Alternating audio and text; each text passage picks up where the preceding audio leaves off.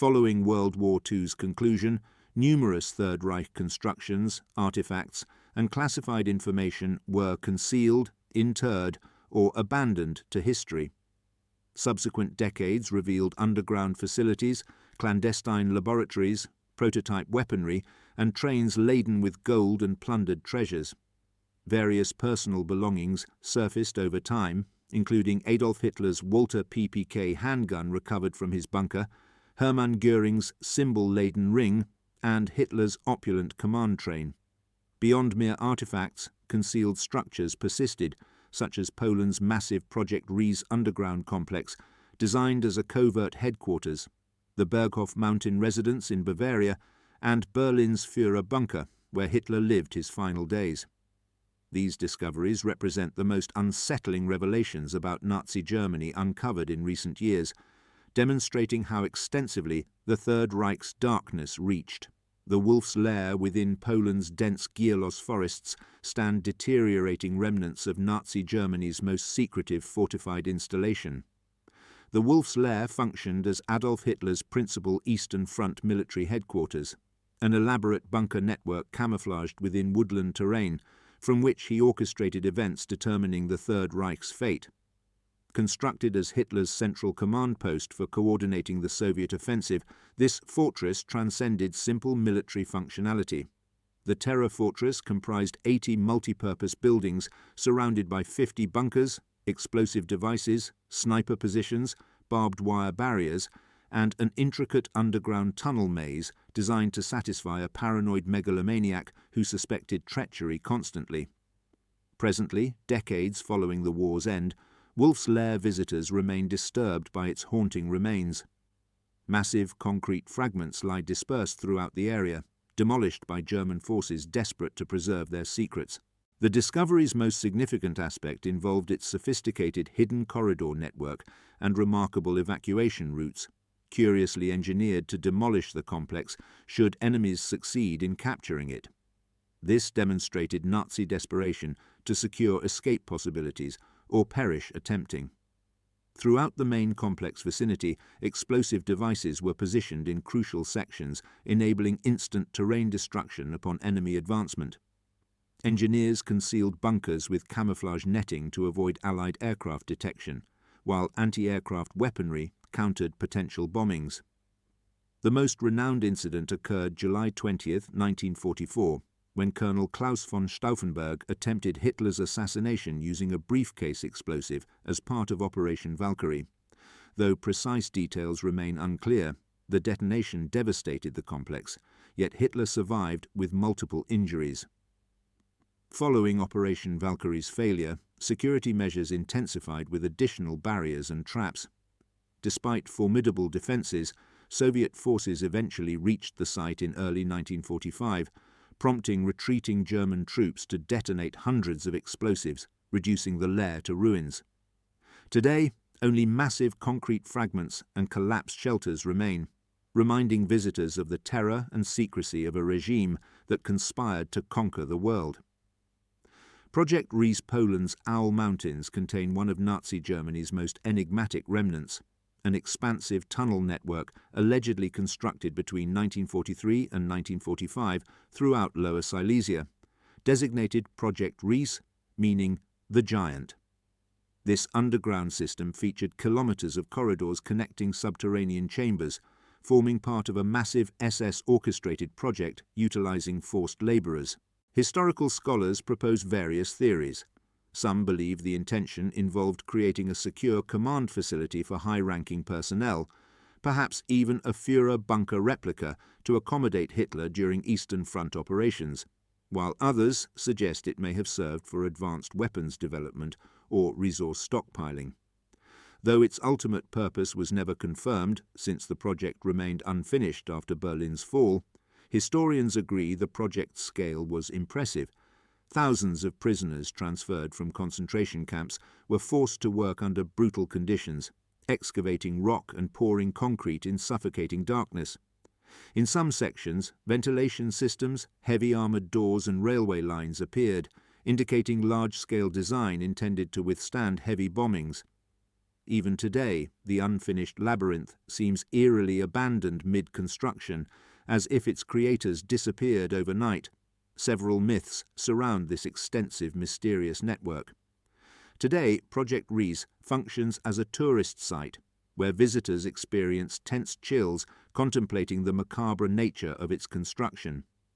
The flak towers rising like monolithic fortresses above Berlin's skyline, the flak towers were among Nazi Germany's most formidable defense structures. These colossal elevated bunkers, crowned with brutalist stone platforms, were built to protect civilians from devastating British Royal Air Force raids. Constructed during the war's final years, these massive concrete bastions housed anti-aircraft batteries and provided shelter to approximately 10,000 civilians. They were even used to safeguard ammunition, classified documents, and priceless cultural artifacts. As Berlin prepared for imminent destruction, each tower complex rose as a self-sufficient fortress, packed with radar equipment, heavy artillery, and spotlights capable of scanning skies for enemy bombers. The Reich built 8 anti-aircraft tower complexes total, 3 in Berlin, 2 in Hamburg, and 3 in Vienna. The fortresses divided into 2 types: G towers designed for direct combat, bristling with weaponry, including several 128-centimeter caliber flak anti-aircraft guns, and L towers or guide towers, which had radars and remote command equipment serving to coordinate defensive tactics. Each complex consisted of 1 tower of each type, and though some measured around 43 meters high, those in Berlin reached up to 70 meters. During the war's final stages, these enormous bunkers became critical vaults where museum artifacts and archives were stored. Despite intense bombing, the thick concrete walls withstood Allied strikes with minimal structural damage, demonstrating unmatched structural superiority. When Soviet forces pushed into Berlin in 1945, they found these fortresses had become the final, frenzied refuge for desperate defenders. Today, some remains still stand as eroded ruins from a conflict that left Berlin reduced to ashes. Some towers, like those in Vienna, still remain standing, reminding us of the colossal scale of the Third Reich's military engineering. The Altaussee salt mine. As Allied forces approached Third Reich territory, German officials rushed to safeguard looted cultural goods. While hundreds of hidden vaults existed, one of the largest and most spectacular treasure troves was the Altaussee salt mine in Austria, where Nazis secretly hid thousands of paintings, sculptures, and valuable artifacts. High-ranking Nazis oversaw the relocation of truly priceless works from across Europe, hoping to preserve them for the post-war Nazi Empire's cultural heritage. Among stolen works was the Ghent altarpiece, a masterpiece by Jan van Eyck, as well as works by Caravaggio, Michelangelo, and many others. These pieces are today worth hundreds of thousands, if not millions of euros individually, and form part of the world's most important private collections. However, harsh conditions inside the cold labyrinthine mine threatened these fragile artifacts' integrity, as moisture, cold, rockfalls, and other hostile conditions posed serious risks. To prevent this, SS officers in charge forced labourers to build huge wooden crates, wrap large waterproof tarpaulins, and erect protective walls. Finally, as Germany's defeat loomed, Nazi leadership chose the scorched earth option and gave the terrible order to destroy certain artworks to prevent them from falling into Allied hands. Fortunately, local miners who had organized into a small, peaceful resistance managed to secretly sabotage the SS plan using fake explosives or redirecting bombs to detonate far from critical areas. Once the region fell under Allied control, the Monuments, Fine Arts and Archives program, later known as the Monuments Men, raced against time to recover and document the treasures hidden in the Altaussee mine. When President Franklin D. Roosevelt ordered a cultural sweep of the site, this treasure hunt became one of the greatest art recovery efforts in modern history. The Amber Room. The Second World War left behind many unsettling mysteries, but the Amber Room's vanishing remains one of the most extraordinary. How could an entire room filled with gold and treasures disappear? Originally, the room was designed as a dazzling spatial masterpiece of 55 square meters, with walls covered by amber panels totaling 6 tons of this expensive material, and adorned with gold sculptures, mirrors, and invaluable gemstone artifacts. Built in the early 1700s in Berlin, in 1716 the room was gifted to Tsar Peter the Great and installed in the Catherine Palace located in the Tsar's village near St. Petersburg, becoming the 8th wonder of the world. When Reich forces captured the Catherine Palace during the Nazi invasion of the Soviet Union, they did the unthinkable. The Nazis stole the Amber Room. The entire room was dismantled and transported to Königsberg Castle, where it was last seen before vanishing without a trace. What makes the Amber Room one of the greatest mysteries surrounding Nazi power are the dark legends that surround it. Some historians propose it was hidden in a secret Nazi bunker equipped with traps to prevent discovery. Others claim it was loaded aboard the ship Wilhelm Gustloff, which mysteriously disappeared in the Baltic Sea, allegedly torpedoed by a Soviet submarine, possibly transporting the room and other looted treasures. Unofficial sources claim many treasure hunters died under mysterious circumstances while searching for the Amber Room, a myth that fed the belief in a curse surrounding the vanished wonder. What is certain is that the pursuit of the Amber Room continued for decades, sweeping through secret tunnels, abandoned mines, and war-devastated ruins. Some parts were found in Königsberg Castle, which was brutally bombed by the British Royal Air Force in 1944, being reduced almost to ashes. Some claim most of the room was destroyed along with the castle, although other parts such as certain mosaics and individual decorations were found in Germany, Italy, and strange locations, leading to the theory that the impressive room was torn apart and sent to hundreds of destinations throughout occupied Europe. In 2003, a reconstructed Amber Room was inaugurated, which includes some parts that survived World War II and were recovered by the Allies. However, the fate of the original 8th wonder of the world was never discovered and continues to haunt historians and plague treasure hunters' dreams worldwide. The Haigerloch nuclear reactor. In late 1944, German physicists rushed to unlock atomic energy for military use, a capability that would have forever changed the war's outcome. In the small town of Haigerloch in southwestern Germany, a select group of Nazi researchers moved into a brewery cellar, which was converted into an impressive secret laboratory. There they began assembling a nuclear reactor based on heavy water, aiming to replicate the American Manhattan Project results and give Hitler the ultimate weapon. Built underground and covered by a defensive bunker to protect it from bombings and aerial detection, the reactor began being tested at the start of 1945 with the Allies already pressing at the Third Reich's borders. The project, known as B8, was led by scientists like the legendary Werner Heisenberg, who headed a team feverishly trying to create a self-sustaining chain reaction, a step that could have changed history's course. The war was nearing its end, and evidence of Germany's fall hindered the reactor's development. Researchers faced resource limitations, disrupted supply chains, and constant Allied bombings that managed to stall Nazi nuclear technology progress. Heavy water shipments from Norway, a crucial resource for operating a reactor, were repeatedly sabotaged by Allied forces. As enemies closed in on Germany, the team's success drifted further away, though final experiments continued under SS officers' watchful eyes, who were already utterly desperate to obtain some advantage. In 1945, with the war practically lost, the Americans launched Operation Alsos, a coordinated Manhattan Project effort to infiltrate, recover, and redirect all Nazi research in atomic energy. They didn't take long to discover the secret site in Haigerloch, and when they raided the laboratory, they found a chilling discovery. The reactor was very close to completion and intact, with uranium cubes suspended from rods, suggesting just how dangerously close the Nazis had come to unlocking nuclear energy. Fearing what might have been, Allied experts quickly dismantled the reactor and took its components for analysis. The underground site was later transformed into a museum where the reactor apparatus remains lie in the original cave, an unsettling relic of a terrifying possibility, a Nazi atomic bomb. The Merkers Mine treasure.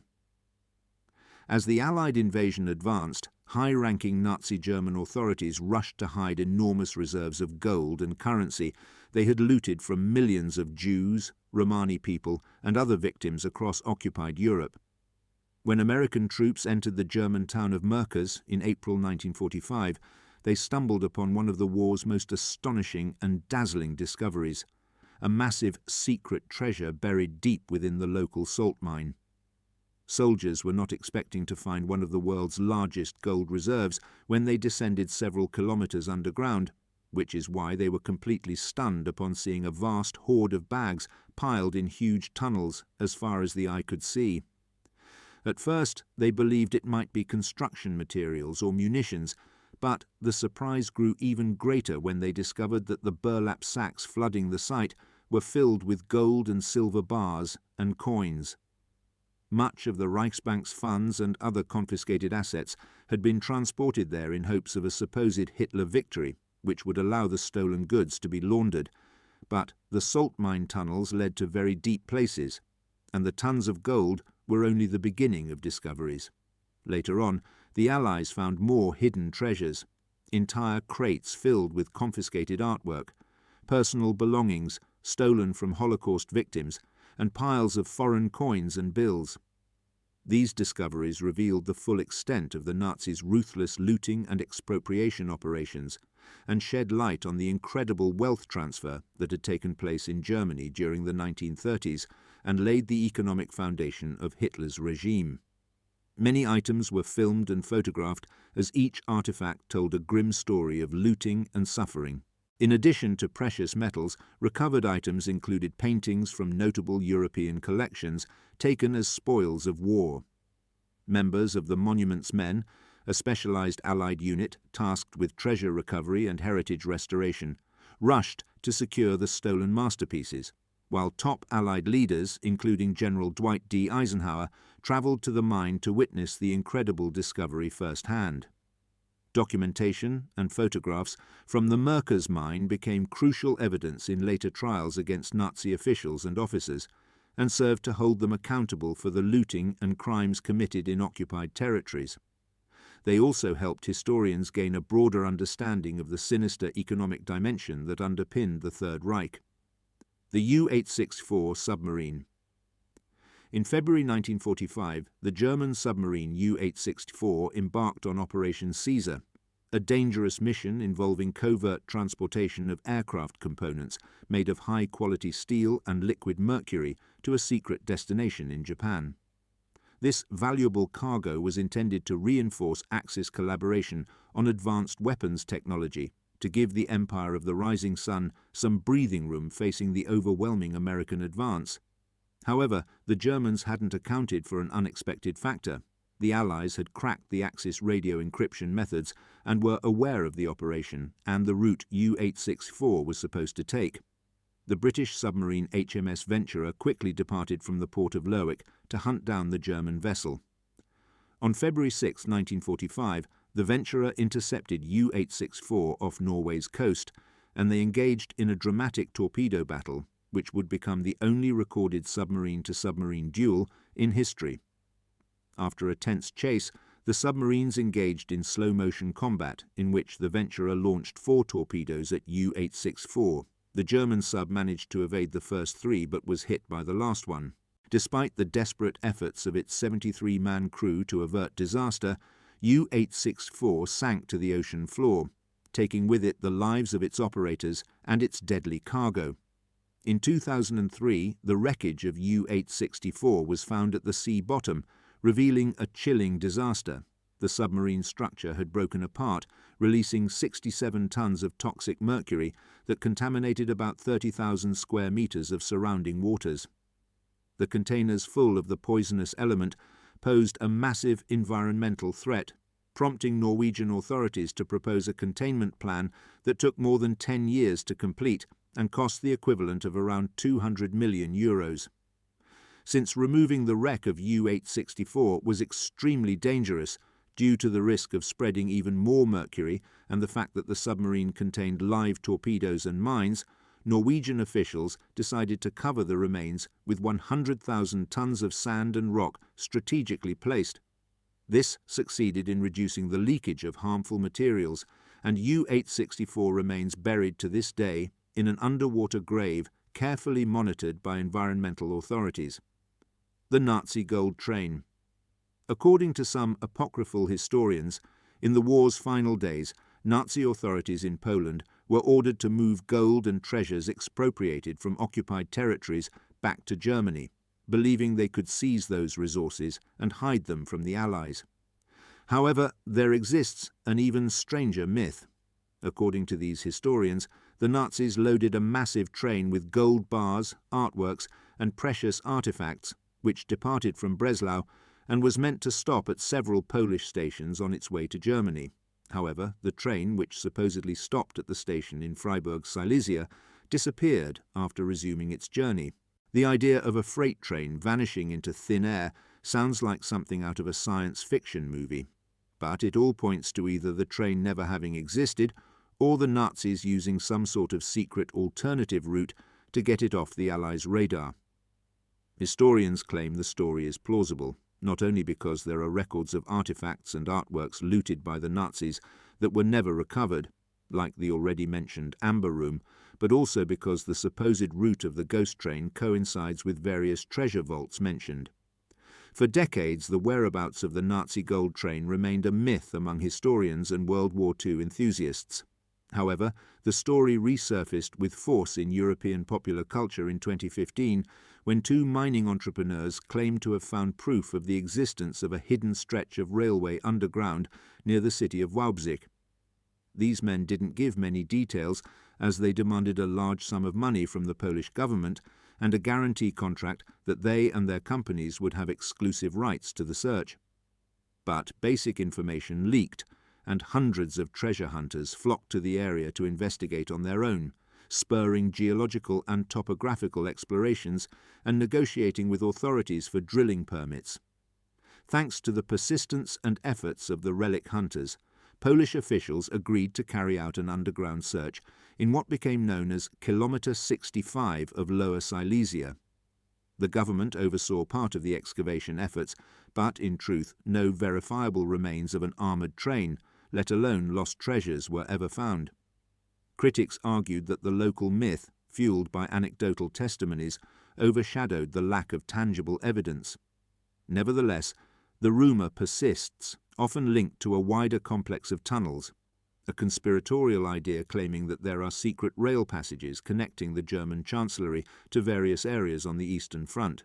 Still, not everyone lost out from this story, as local municipal authorities took advantage of the worldwide attention the myth generated and used it to boost tourism in Wałbrzych. The fascination with the Nazi gold train remains a terrifying reminder of the desperate chaos within the Third Reich as it faced its inevitable collapse. Die Glocke. As the Third Reich crumbled, rumours emerged about an ultra-secret Nazi superweapon, a device so advanced that it was supposedly going to change the war's course at the last minute. In truth, this myth accompanied the discovery of dozens of Nazi superweapons known as the Wunderwaffe, or wonder weapons. While some of these were indeed carried out, most never went beyond the realm of crazy ideas from engineers close to Hitler, who was prone to fantasizing about designs worthy of science fiction. But there was one project in particular that still baffles researchers and historians to this day: Die Glocke, which means the bell. This enigmatic machine became one of the most chilling and controversial mysteries of the Second World War. Die Glocke is described as a device made of a hard, heavy metal, with an approximate diameter of 2.7 meters and a height between 3.7 and 4.6 meters, having a shape similar to that of a large bell. According to plans and reports found by researchers, this apparatus contained two counter-rotating cylinders that would be filled with a mercury-like substance, violet in color. This metallic liquid, whose existence was never confirmed, had the codename Serum 525 and was stored in a tall, thin thermos about 1 meter high, encapsulated in lead, hinting at its supposed toxicity. According to these accounts, when the bell was activated, it had a radius of action of 150 to 200 meters, within which crystals would form on animal cellular tissues, blood would coagulate and separate, while plants decomposed into a fat-like substance. Supposedly, during the development of the dangerous device, 5 of the 7 scientists who originally worked on the project died due to these effects. Tests are believed to have been carried out where the ruins of a concrete structure nicknamed the Henge now stand near the Wenceslas mine, about 3 kilometers southeast of the main Sokolek complex of the underground Project Riese works, which may also have served as a test platform for an experiment on anti-gravity propulsion generated by the bell. Most historians accepted by the academic community consider the stories linked to the bell to be mere hearsay, as it appears in very little official documentation from wartime. No confirmed blueprint or official reference has ever surfaced aside from scattered anecdotes. However, it is speculated that fragments of real research projects may have been distorted over time. It is fairly well accepted that the Nazis experimented in fields like propulsion and particle physics, often scattered across multiple secret laboratories. Despite the chilling allure of the story, it is possible that Die Glocke is simply a fabrication that merges various separate technological efforts into a single, fantastical tale. Still, the doubt persists to this day, and many UFO and conspiracy theory enthusiasts believe that Die Glocke was part of an ultra-secret project that sought to create flying saucers capable of escaping a war-ravaged Earth. The Horten Ho 229. Among the most curious discoveries in Nazi aviation research, the Horten Ho 229 stands out as a hauntingly futuristic relic of the Second World War. Created by the Horten brothers, this jet-powered flying wing featured a radical design that reduced radar cross-section, eerily foreshadowing the development of modern stealth bombers. Completed prototypes underwent flight tests that revealed aerodynamics so advanced they could rival concepts later used in contemporary aircraft, like the B-2 Spirit bomber. Although the Ho 229 was primarily built of plywood and other lightweight composites, the aerodynamic shape of the Ho 229 was aimed at minimizing drag and achieving high speeds, making use of its dual jet engines.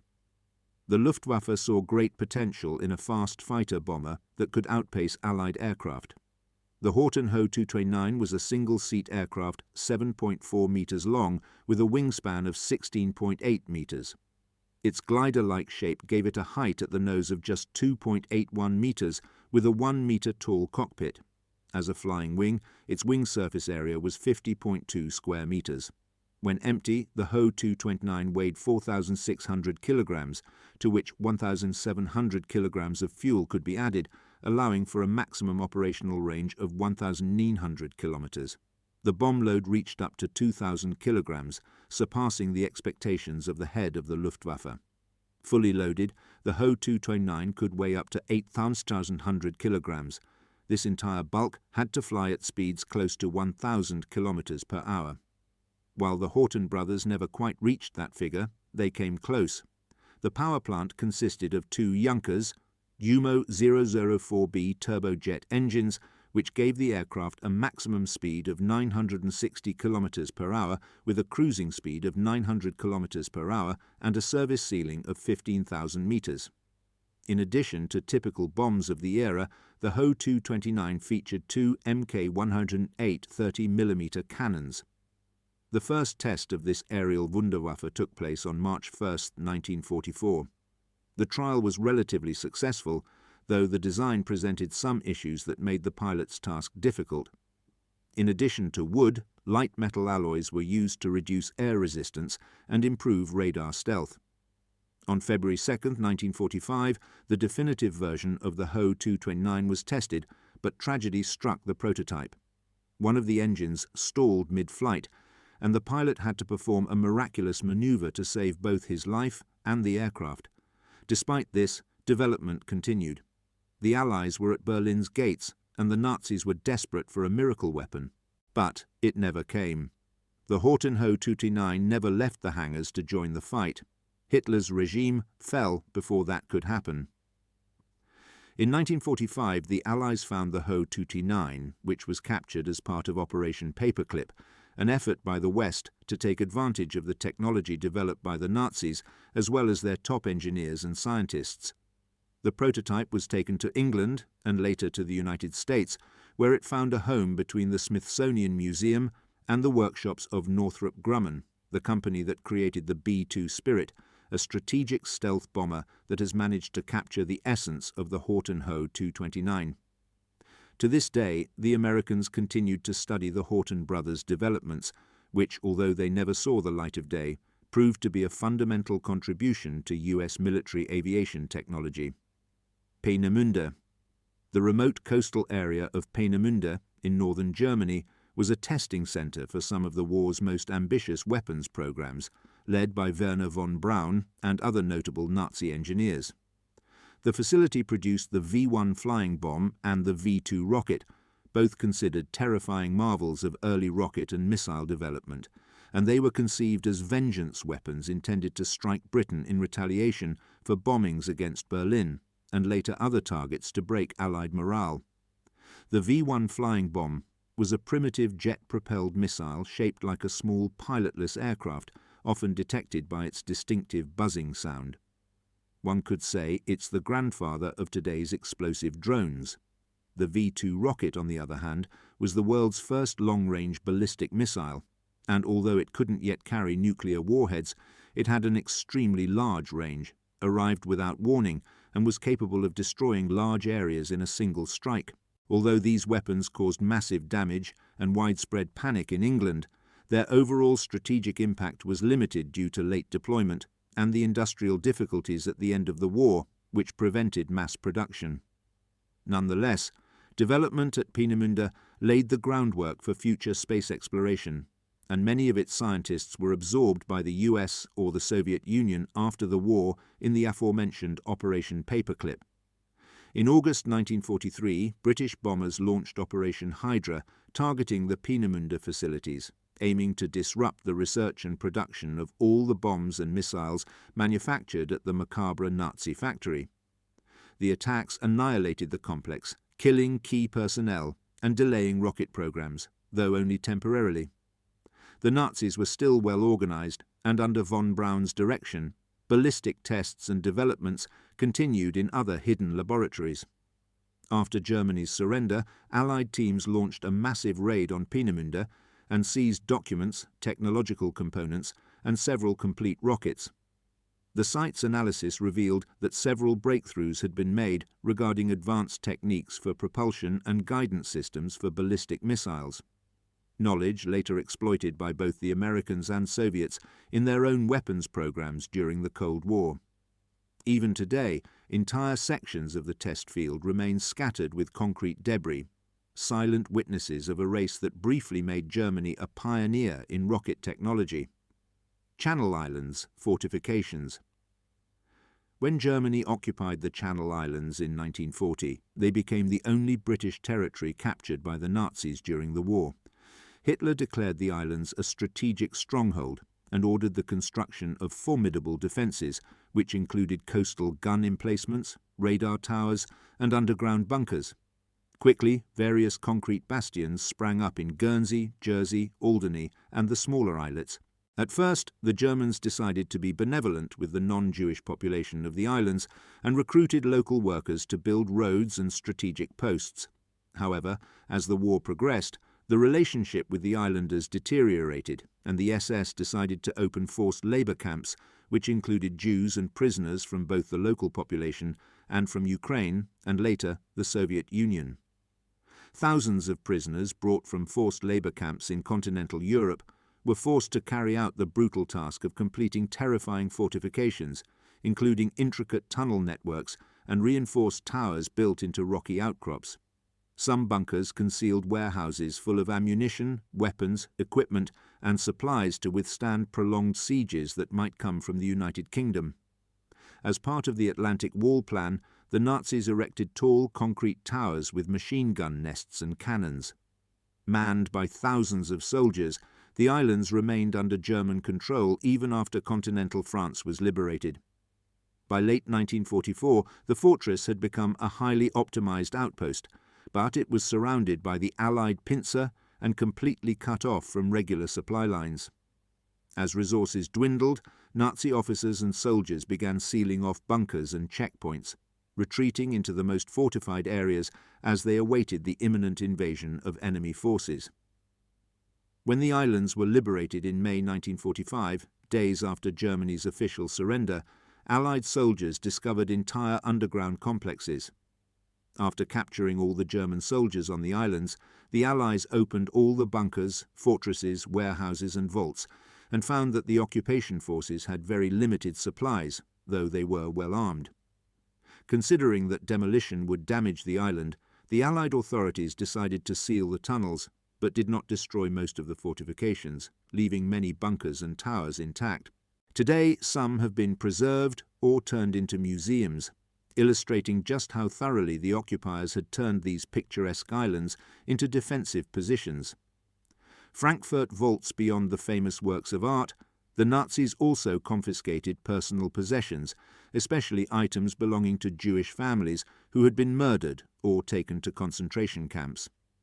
When the Allies swept through Frankfurt after conquering the city, they confiscated large quantities of valuables that had been stolen or literally torn from millions of victims through physical violence or unjust discriminatory laws of expropriation.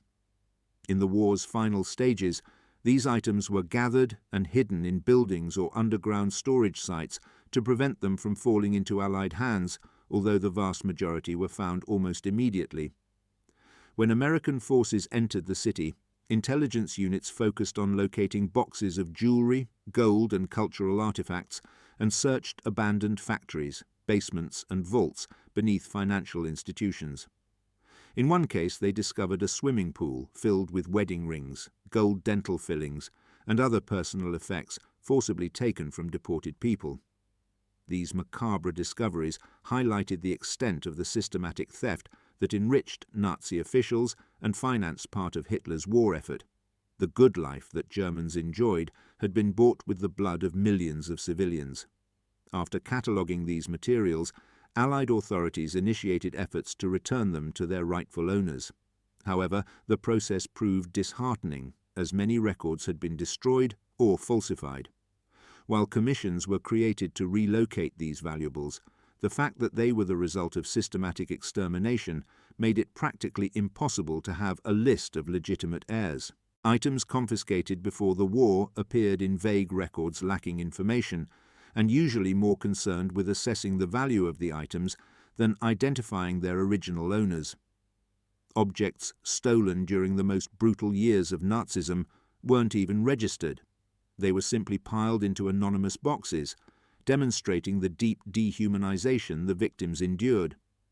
Survivors of the persecution struggled for decades to prove ownership, and even then, some recovered items went unclaimed because entire families had perished, which led to the items being assigned to consortia or non-governmental organizations dedicated to preserving the Jewish heritage stolen during the war. The Eagle's Nest. In the Bavarian Alps lies a building known as the Eagle's Nest, a mix between a small mansion and a fortress built as a 50th birthday gift for Hitler. Located atop a mountain above Berchtesgaden, the structure officially named Kehlsteinhaus served as a retreat and meeting place for Nazi leaders. Due to its high elevation, an elaborate road was built that ends in a stone tunnel leading to a very luxurious elevator made of polished bronze, adorned with Venetian mirrors and green-toned leather. This large lift rises 134 meters directly into the building. In the Second World War's final clashes, Allied forces advanced into southern Germany, expecting the area to become a final bastion of resistance. Despite its imposing appearance, the Eagle's Nest was taken without major difficulties. In the surroundings of Obersalzberg, complexes of bombed-out villas and bunkers revealed personal documents, propaganda material, and some looted goods. Soldiers walked through lavishly decorated rooms and discovered how the most important figures relaxed in relative comfort even as their regime collapsed. In later years, the building was first used by the US Army, which installed offices throughout the site and then returned it to German administration. Today, the Eagle's Nest functions as a tourist attraction, with a panoramic view that stretches across the Alpine valleys, accessed through the historic elevator that once carried Hitler to his mountain retreat. Harz Mountains. In the war's final stages, Germany found itself cornered by the advancing Soviet Union, which came as a red wave from the east, crushing all of the Nazis' armament facilities on the Eastern Front. For that reason, Nazi military leadership deemed it necessary to move production facilities underground while also reinforcing defences to protect them from Allied air attacks. One of those sites emerged in the Harz Mountains, where thousands of prisoners lived out their final days in underground forced labour camps, digging tunnels to convert them into makeshift weapons factories. Railway lines extended deep into these hidden complexes, enabling discreet transport of raw materials. However, trains couldn't always meet demand, and by the war's end, the Nazis forced workers to carry raw materials up the mountain using mules. These factories produced small arms, tank parts and ammunition, operating far from prying eyes. Evidence was also found that Werner von Braun planned to expand V-1 and V-2 missile production at the site, although only the blueprints were discovered. When US forces arrived in April 1945, they captured entire underground workshops, abandoned machinery, half-assembled weapons, and stockpiles of ammunition littered the corridors. Investigators concluded that the intense bombing campaigns had forced the shift to these underground plants where ventilation, lighting, and worker accommodations were often improvised. Planners prioritized maintaining the flow of production over ensuring safe working conditions, leading prisoners to endure brutal hardships, resulting in the deaths of between 10,000 and 20,000 forced labourers. Some tunnels housed advanced prototypes, but many were simple extensions of existing production lines. The capture of the Harz also cast a dark stain on the US Army, as some divisions advancing through the mountains executed large groups of workers transporting raw materials. It was later verified that many of these workers were SS prisoners living in the gruesome camps in the area. Some soldiers were tried for these crimes. Over the years, local governments found remnants of bombs and dangerous chemicals, and the area has had to be swept multiple times for hidden mines and other civilian threats. To this day, the submerged passages still pose dangers with structural instability and potential unexploded ordnance. The tunnels of the Harz Mountains are a clear testament to the Reich's conviction and madness in pursuit of its expansionist plans. Mittelbau. When Allied intelligence detected signs of hidden projects in central Germany, they focused on the forested hills of Thuringia. Reports indicated an extensive system of tunnels and chambers built for undisclosed purposes. The Allies could hardly have imagined they were observing the existence of Mittelbau, which was thought to be Hitler's last desperate refuge and the Nazi High Command's fallback location outside of Berlin.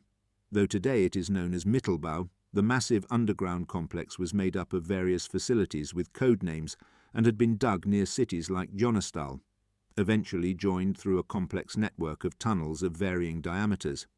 Most of the construction was carried out by prisoners, forced to excavate rocky terrain that in the minds of SS officers would become command centres, administrative offices, and resource storage depots. In some cases, the more complete structures showed a high level of sophistication. They could be accessed via hermetically sealed hatches, had complex ventilation systems, and even featured radiation and bomb-resistant walls. This led several historians to propose that nuclear or missile research may have been carried out in certain areas of Mittelbau, but in truth, no physical evidence has ever confirmed this hypothesis. American and Soviet troops who arrived in 1945 conducted large-scale studies of these sites, combing them thoroughly and leaving no corner unexplored. Generally, they found incomplete hallways, partially installed structures, ventilation shafts, and occasionally heavy machinery. Documentation about future plans was scarce, and captured German officials gave vague or contradictory statements. After the occupation forces extracted anything of value from the tunnels, access to Mittelbau was restricted. After all, most of it was half-finished, and the risk of collapse was constant. In the following decades, historians and local explorers revisited these underground networks and discovered remnants of construction materials and structural diagrams. Some tunnel entrances had collapsed, and others were sealed by authorities. The true final purpose of this immense network of underground complexes remains a topic of debate among historians and researchers, as the designs of the chambers and their strategic positions suggest they could have been used either to establish a headquarters similar to the Führer bunker or to manufacture weapons as occurred in the Harz Mountains.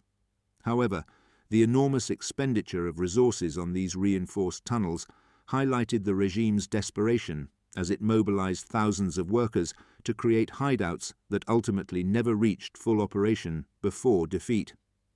Mittelbau-Dora, located in the Harz region, was a notorious concentration camp complex specifically designed for secret production of armaments. Beneath the brutal barracks and gas chambers lay a network of intermediate tunnels that connected to Mittelbau. But unlike that enormous complex whose purpose remains unknown, Mittelbau-Dora housed an infamous V-2 rocket factory which used Jews as forced labor under inhumane conditions. Shifts lasted long hours, food was terribly scarce, and medical care was non-existent. Because the prisoners worked with hazardous chemicals and heavy machinery, the catacombs were filled with dust and deadly vapors, posing lethal risks to detainees.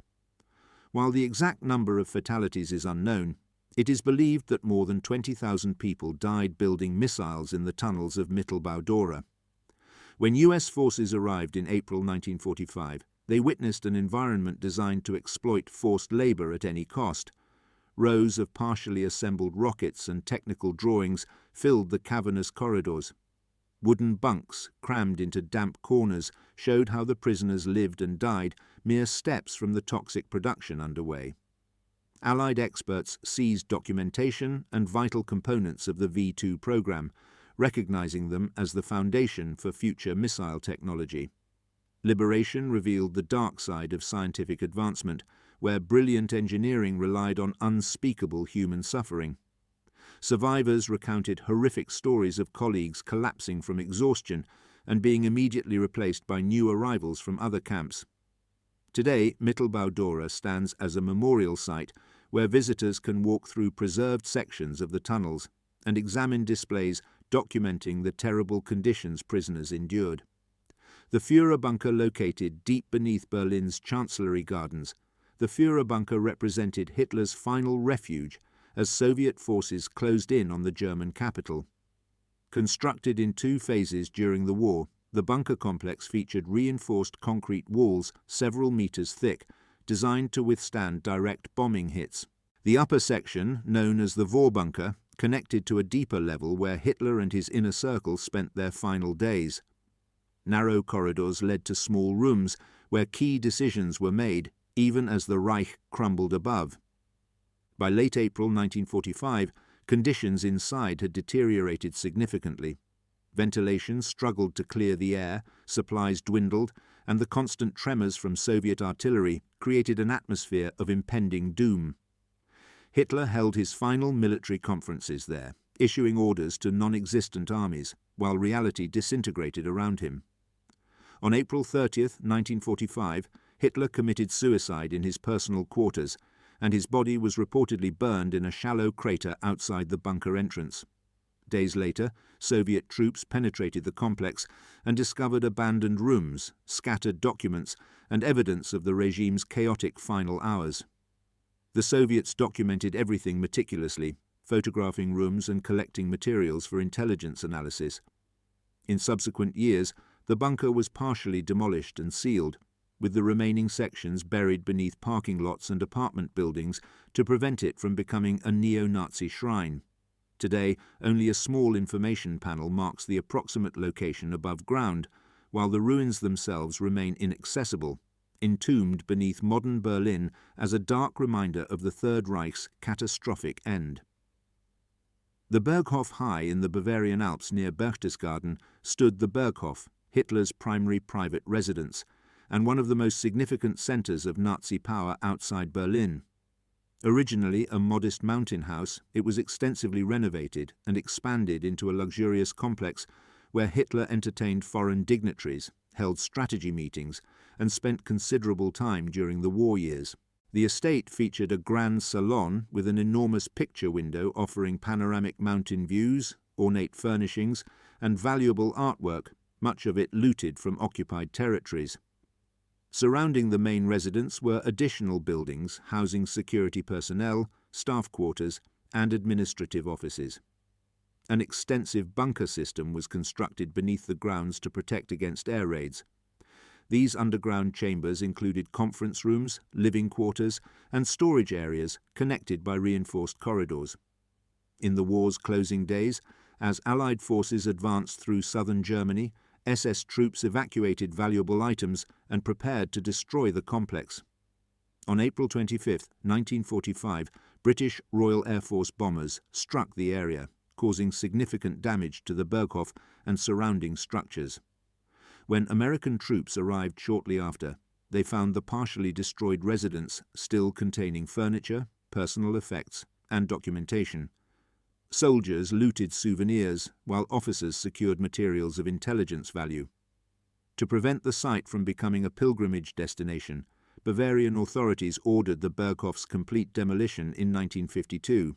The ruins were razed and the land reclaimed, leaving only the underground bunker sections which were sealed. Today the site is largely overgrown, with only foundation remnants visible to visitors who hike to the location. An information centre nearby documents the history of Hitler's mountain retreat and the broader Nazi presence in the Obersalzberg region. Auschwitz and recovered evidence. When Soviet forces liberated Auschwitz-Birkenau in January 1945, they discovered overwhelming evidence of the Holocaust's systematic nature. The camp contained warehouses filled with victims' belongings, mountains of shoes, eyeglasses, prosthetic limbs, and human hair that had been shaved from prisoners, personal items numbered in the hundreds of thousands, representing only a fraction of those murdered, as the Nazis had already transported much of the plundered material back to Germany. Detailed records found on site documented transports, selections, and the grim bureaucracy of mass extermination. The gas chambers and crematoria, partially destroyed by retreating SS guards attempting to hide evidence, still bore witness to industrial-scale killing. Survivors, barely alive, provided testimony about the camp's operations and the fate of those who perished. Photographs taken by liberating forces shocked the world and became crucial evidence in subsequent war crimes trials. The recovered documentation, including lists of deportees and camp records, helped establish the scope of Nazi atrocities and identify perpetrators. In the decades since liberation, Auschwitz has been preserved as a memorial and museum. The warehouses of confiscated belongings remain on display, serving as a powerful testament to the individual lives destroyed by the Holocaust, Heinrich Himmler's personal archives. As one of the most powerful figures in Nazi Germany and architect of the Holocaust, Heinrich Himmler maintained extensive personal archives containing correspondence, orders, and documentation of SS activities. When Germany collapsed, many of these materials were hidden or destroyed to prevent them from falling into Allied hands. However, significant portions were recovered in various locations throughout Germany and occupied territories. These documents revealed the administrative apparatus behind genocide, including detailed planning for concentration camps, deportations, and the systematic elimination of entire populations. Some files were discovered in abandoned SS headquarters, while others emerged from private residences and hastily buried containers. The materials proved invaluable for historians and prosecutors, providing direct evidence of Nazi leadership's involvement in war crimes. Himmler's diaries and personal correspondence showed his ideological commitment to Nazi racial theories and his role in implementing the final solution. Communications between Himmler and other Nazi leaders demonstrated the chain of command and decision-making processes behind atrocities. After Himmler's suicide following his capture in May 1945, Allied investigators intensified efforts to locate his scattered archives. Some materials remained hidden for decades, occasionally surfacing in unexpected locations and adding to the historical record. The Nordhausen tunnels. The Nordhausen complex in central Germany served as another major underground production facility, where concentration camp prisoners assembled V-weapons under brutal conditions. The tunnels, carved into Kohnstein Mountain, stretched for kilometers and housed assembly lines for rockets and other advanced weaponry. Working conditions mirrored those at Mittelbau-Dora, with prisoners subjected to starvation, disease, and fatal accidents. The mortality rate was staggering, as workers were literally worked to death and replaced by fresh arrivals from other camps. When American forces captured Nordhausen in April 1945, they found thousands of corpses and dying prisoners scattered throughout the tunnels and surrounding camps. The liberators documented the horrific scenes with photographs and film footage that later served as evidence at Nuremberg trials. Inside the tunnels, nearly complete V-2 rockets stood on assembly lines alongside manufacturing equipment and technical documentation. American technical teams quickly secured the rockets and related materials, shipping them back to the United States as part of the effort to acquire German rocket technology. The tunnels themselves demonstrated the scale of Germany's desperate final attempts to produce wonder weapons that might reverse the war's outcome. Today, portions of the Nordhausen complex are accessible as memorial sites commemorating the thousands who perished there. Nazi medical experiments documentation. Among the most disturbing discoveries at war's end were detailed records of medical experiments conducted on concentration camp prisoners. At facilities like Auschwitz, Dachau, and Ravensbrück, Nazi doctors performed horrific procedures on unwilling subjects in the name of scientific research. Documentation found at these sites included photographs, written reports, and preserved specimens that revealed the full extent of these crimes. Experiments ranged from hypothermia studies to deliberate infection with deadly diseases, surgical procedures without anesthesia, and genetic research. The meticulous record-keeping, intended to provide scientific legitimacy to these atrocities, instead became damning evidence against the perpetrators.